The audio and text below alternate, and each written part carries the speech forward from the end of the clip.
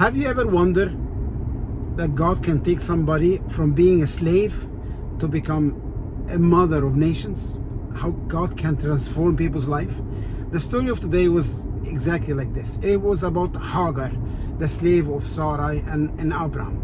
Sarah and Abraham, they were in Egypt, and then Hagar saw this foreign couple that came and just turned around the whole situation in Egypt, and Sarah was taking to become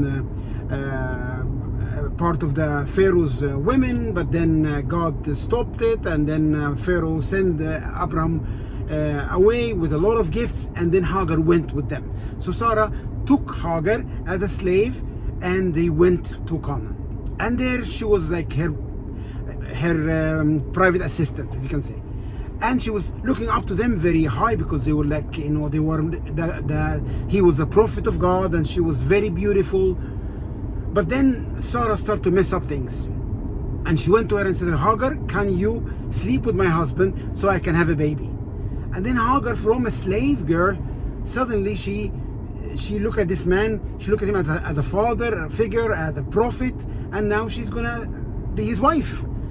So not only that, she slept with him, and boom, she became pregnant. So her mind start to kind of, you know when you get lifted up high very fast. So she started to get pride, and she started to despise her queen, and it said like she started to despise her. She looked down to Sarah, and then Sarah was very upset, and then Sarah complained to Abraham, and then basically Abraham said to her, you can do whatever you want with Hagar. And then Sarah started to distress Hagar. And Hagar, when she was pregnant, she came to the point that she couldn't handle this anymore, and she ran away. And while she ran away and she was crying, and then the angel of the Lord came to her. And it's very interesting what it says in the Bible. It says the angel of the Lord called her and said, oh Hagar, the anointed one, oh the poor girl, or the beautiful girl. He didn't call any of these titles. He had one title to say. It says, Hagar, slave of Sarai. Where are you coming from, and where are you going? It's like, why would you use the word slave? She's crying, and she's really in a bad shape. She doesn't need to be reminded with her title. But you know, God is trying to put her in the right position. She built her identity on becoming like, despising her mistress, and she will be the wife of Abraham, and she'll bear a son, and she started to get prideful. Sometimes in our lives it happened like this, that we get something bigger than we expected, and we become something. We become something in ministry, we become something in business, we become something in gifts God gives us, and we become proud, and we despise people around us. And then and she told him, like, I'm running away from my mistress. And he asked her one thing: go back to your mistress, to your lady, and submit to her. And here Hagar did the best thing in her life. She could say, no, I don't want to go back, and she could run away back to Egypt. She could do many things. What about me?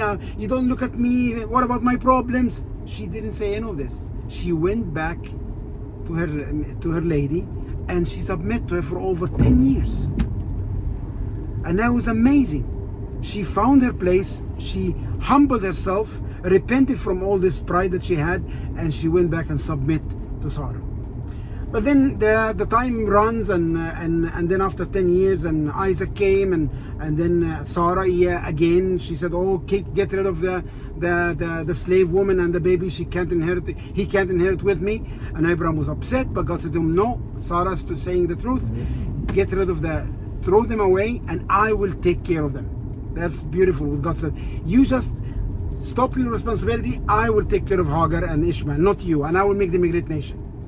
So Abraham, the next day, he gave her like a skin, or same as now as like a bottle of water, and he sent her in the desert.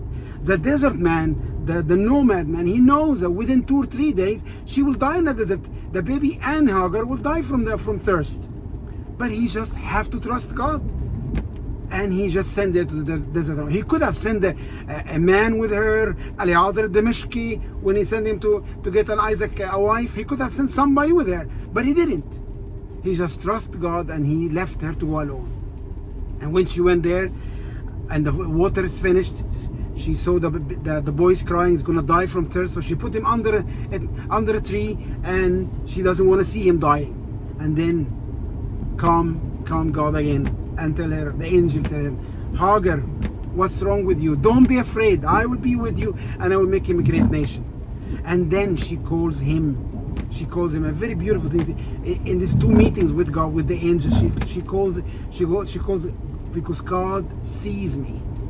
And she called the son, the baby Ishmael, because God listened and God sees me. He saw my misery. He saw my difficult time, and He is with me. And then she went on. She saved the boy, and he got drink. And then she went back to Egypt, and she stood on her feet. She didn't get defeated, she didn't get crushed, but she went back to Egypt, get him an Egyptian wife, and then from Ishmael became so many nations, and Hagar became a mother of nations. And I see that is amazing thing. Like, from a slave, she doesn't know anything about God, the God of Abraham. She come into a family of God. She got in a messy situation. That is not her fault, that was Sarah's fault. But then God is talking to Hagar twice. Show himself to her, the Egyptian foreigner, and he showed himself to her, and she say beautiful thing that I will call him Ishmael because God sees me. And she called the place Be'er Lahi, which like in Hebrew means God, you have seen God. And that is amazing.